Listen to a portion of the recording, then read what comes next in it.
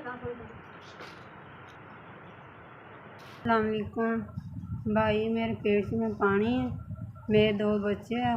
मेरा नाम शमीम, मेरा वालिद मेहनत मजदूरी करता। मैं पेट च पानी कढाना चाहती हूँ। मेरे को मजदूर लेकिन पैसे नहीं है लाहौर जान जोगे। मैं मजदूरी करता, लभ जाए तो कर लेंदा, ना लभे तो नहीं करता। 4 बारिशां पईयां ने ते काम बंद होया ते मेहनत मजदूरी नहीं लभदी पई।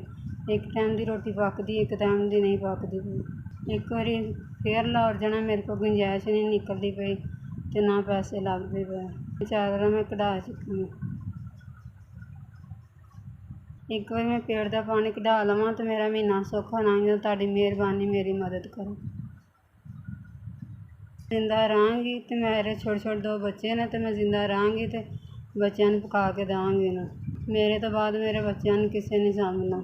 मैं मदद की हकदार हाँ तो मेरी मदद करो तो मैं पेट का पानी कढा ਲਾਂ। पाक तुहाडी तंदुरुस्ती दे, सेहत दे। मैनू 5000 रुपया घल्लिया है ते दवा लै सकनी हाँ।